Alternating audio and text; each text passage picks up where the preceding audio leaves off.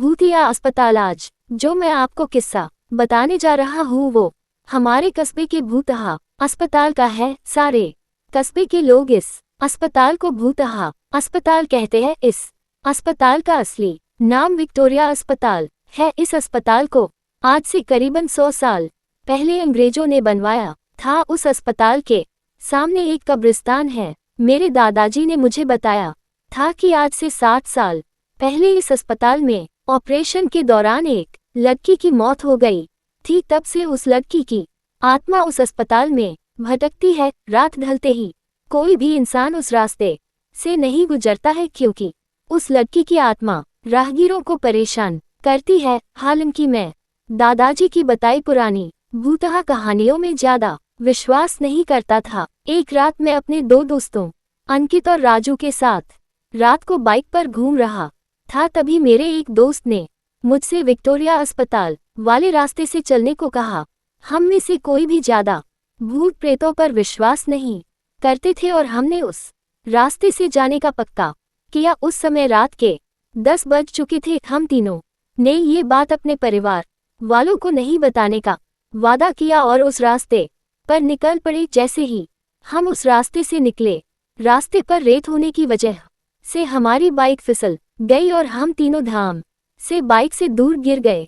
गनीमत थी कि हम लोगों को कोई चोट नहीं आई थी। बाइक चला रहे मेरे दोस्त अंकित ने बोला कि उसका बैलेंस तो बराबर था, फिर ये बाइक कैसे फिसल गई। हालांकि वो थोड़ा डर गया था तो मेरे दूसरे मित्र राजू ने बाइक चलाने को कहा। अब राजू बाइक चला रहा था।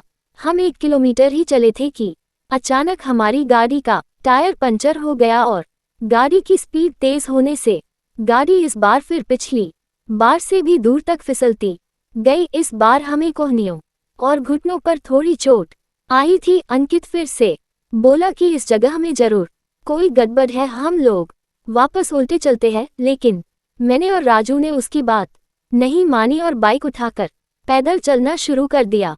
हम थोड़ी दूर ही चले थे कि अचानक किसी लड़की के चीखने की आवाजें सुनाई दी। ये सुनकर हम रुक गए और अंकित बोला, यार तुम लोगों को चीखने की आवाज सुनाई दी क्या? हमने उसकी बातों को अनसुना कर कहा कि कोई जानवर की आवाज होगी। 5 मिनट चलने के बाद फिर वही चीख फिर से सुनाई दी। इस बार तो हम दोनों को भी थोड़ा डर लगने लगा।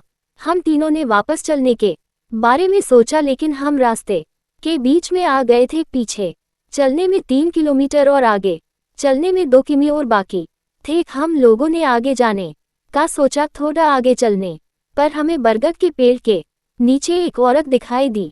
इतनी रात को अकेली औरत को देखकर हमारे तो रोंगटे खड़े हो गए थे। हम लोगों ने पीछे मुड़ने का सोचा, तभी वो बूढ़ी औरत चिल्लाई, बेटा रुको, मुझे हाईवे तक का रास्ता बता दो। हमने पूछा कि इतनी रात को आप इस रास्ते से कैसे निकल रही हो? तो उस बुढ़िया ने कहा कि मैं पड़ोस के गांव की रहने वाली और मेरे पास पैसे नहीं है, इसलिए मैं पैदल ही निकल पड़ी। हाईवे के उस पार मेरा गांव है। हमने उस बुढ़िया की बात का विश्वास कर लिया और आगे निकल पड़े। रास्ते में वो बुढ़िया हमसे सारी बातें पूछने लगी। बुढ़िया हम तीनों के पीछे चल रही थी।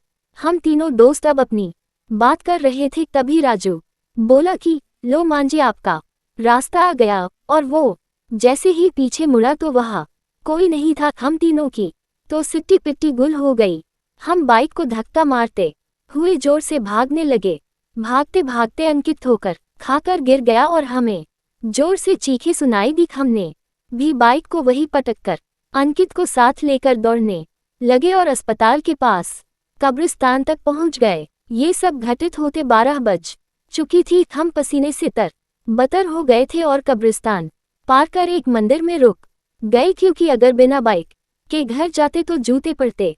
इसलिए उस रात मंदिर में ही रुक गए और सुबह होते ही बाइक लेकर अपने अपने घर आ गए और घर वालों दोस्त के यहाँ रुकने का बहाना बना दिया। उस रात के बाद से हम उस रास्ते से कभी नहीं गए। मुझे आज भी सपनों में वो भूतिया बुढ़िया और चीखने की आवाजें आती है। समाप्त। दोस्तों, आपको अगर ये कहानी पसंद आया तो इस चैनल को सब्सक्राइब करें और इस वीडियो लाइक और कमेंट करें।